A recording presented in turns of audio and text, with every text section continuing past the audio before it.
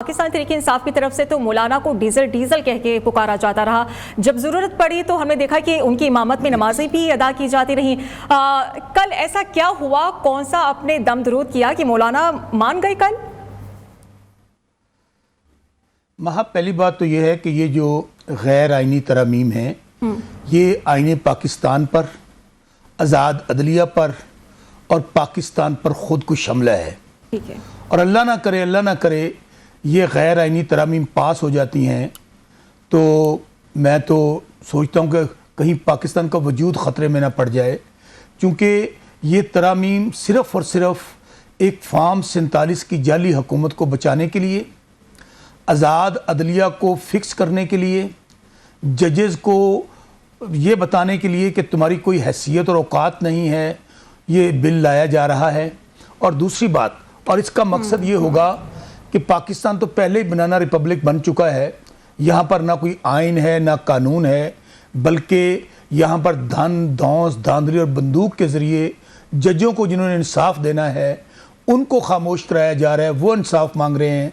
और मैं समझता हूँ कि आने वाले दिनों में अगर यही हालात रहे तो पाकिस्तान को म्यांमार या सोमालिया बनने से कोई नहीं रोक सकता, जहाँ पर सिर्फ ताकतवर, पैसे वाले, ड्रग्स माफिया वाले, लूट मार वाले, जो जितना ताकतवर होगा, जो जितना पैसे वाला होगा, वो पाकिस्तान में ना उसको कोई कानून पूछ सकेगा ना आइन पूछ सकेगा, जो कुछ म्यांमार और सोमालिया में हो रहा है। आप ये देखिए, अभी आपने कहा आपने मौलाना फजलुर रहमान साहब को मना लिया।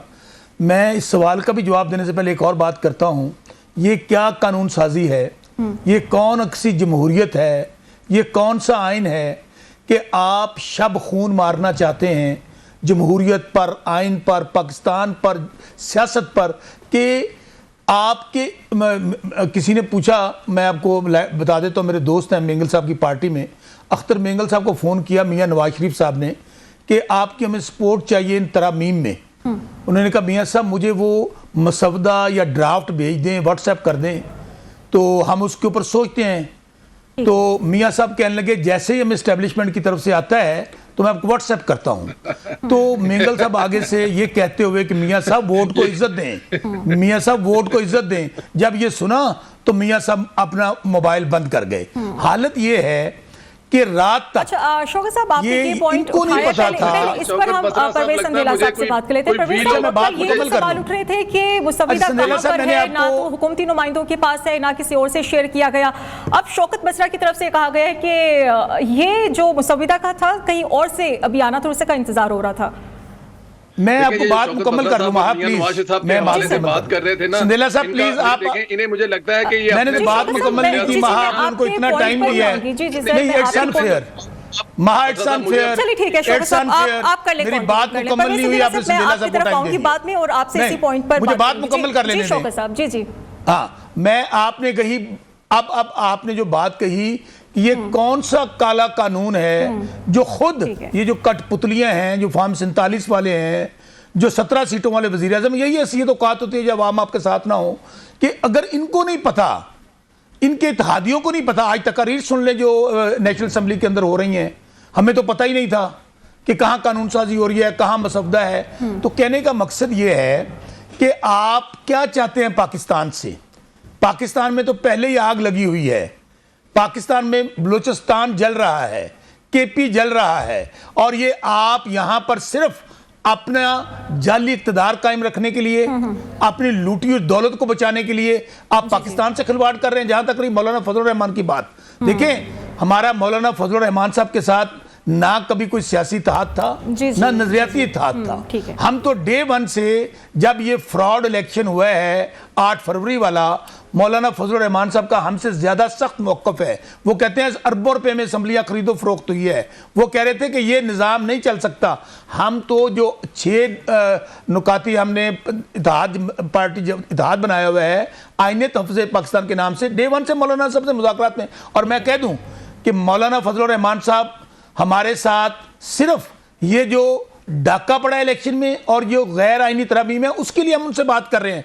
और मैं मौलाना फजलुर रहमान साहब को खराज तहसीन पेश करना चाहता हूं कि जिस तरह, जिस जुर्रत और दिलेरी के साथ उन्होंने जो خود کو حملہ کر رہے تھے آئین پر، پاکستان کی سیاست پر، جس طرح انہوں نے ان کو روکا ہے، اگر اسی طرح مولانا فضل الرحمان صاحب کھڑے رہے تو میں یقینی طور پہ کہہ سکتا ہوں شوکت مسرت صاحب، ان کا نام اپنی صفحے میں تو سیاسی دیکھیں نا، تاریخ میں آپ کے سنہری اپنے حروف لوگ میں ہی آپ کا ساتھ چھوڑ کر جا رہے ہیں. آپ تو شکر ادا کریں مولانا فضل الرحمان کا، جو کہ آپ کے ساتھ ہیں اور آپ کی عزت بچا رہے ہیں.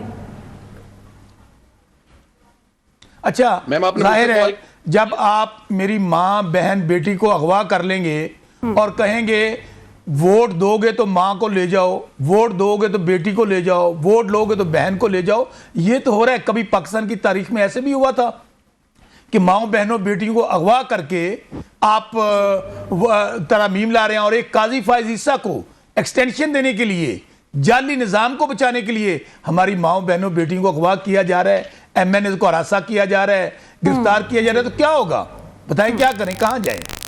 یہ تو ساری صورتحال آپ کے سامنے ہے. ایک طرف ہم دیکھ رہے ہیں کہ حکومت کی طرف سے بھی بڑی کوششیں کی گئی اور پی ٹی آئی کی طرف سے بھی بڑی کوششیں کی گئی مولانا فضل الرحمان کو، لیکن ایک صورتحال یہ بھی سامنے آ رہی ہے کہ حکومت اتنی عجلت میں یہ ترامیم کیوں کرنا چاہتی ہے؟ آخر کیا مقاصد ہو سکتے ہیں رات کو چھپ چھپا کر یہ سارا معاملہ سورٹ آؤٹ کرنے کے لیے؟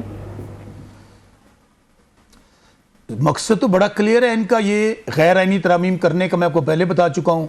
عمران خان، تحریک انصاف اور آزاد عدلیہ پر کنٹرول، ان کے خلاف کارروائی، ان کو دیوار سے لگانا، جعلی الیکشن بچانا، اپنی جعلی حکومت قائم رکھنا، یہی تو ان کا مقصد ہے. دوسری بات، آپ نے کہا کہ اتنی جلد بازی، مجھے بتائیے کون سی قیامت ٹوٹ گئی کہ چھٹی والے دن اتوار کو آپ نے بھیڑ بکریوں کی طرح ایم این ایز کو، جو بیچارے پہلے فارم 47 پہ جیتے ہوئے ہیں، ان کو آپ نے بند کر دیا 11 بجے اندر، اور اس کے بعد آپ نے رات جا کے 12-1 بجے جب آپ کی واردات، جب آپ نے جو پاکستان کے آئین سے اور پاکستان کی سیاست سے، جمہوریت سے جو کھلواڑ کرنا چاہتے تھے، جب وہ سامنے آیا، لوگوں نے ان کے کان کھڑے ہوئے.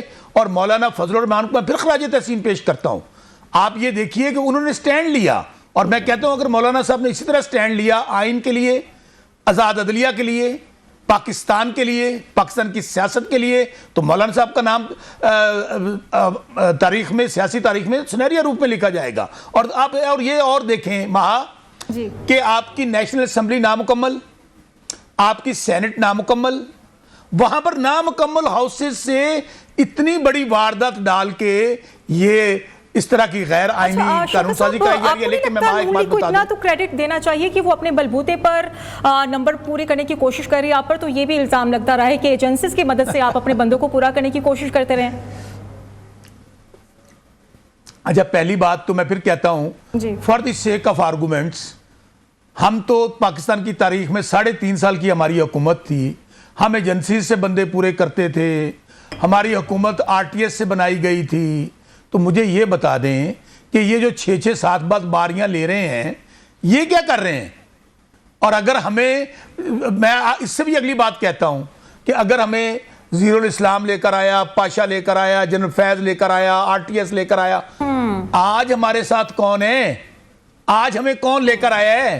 آج پاکستان کا 90-95% لوگ اگر عمران خان کے ساتھ کھڑے ہیں تو آج ہمیں کون لے کر آیا ہے؟ آج تو پورا نظام ایک طرف کھڑا ہے، پوری یہ تمام وہ جو کہتے ہیں چوں چوں کا مربع، ایسٹ انڈیا کمپنی کی پارٹیاں، یہ جو آپ پی ڈی ایم 2 کا ٹولہ، سب ایک طرف کھڑے ہیں نا، صرف عمران خان، اور عمران خان کو جھکانے کے لیے بغض عمران میں یہ پاکستان کی عدلیہ پہ حملہ کر رہے ہیں، پاکستان کے آئین پہ حملہ کر رہے ہیں. خدا را باز آ جائیں.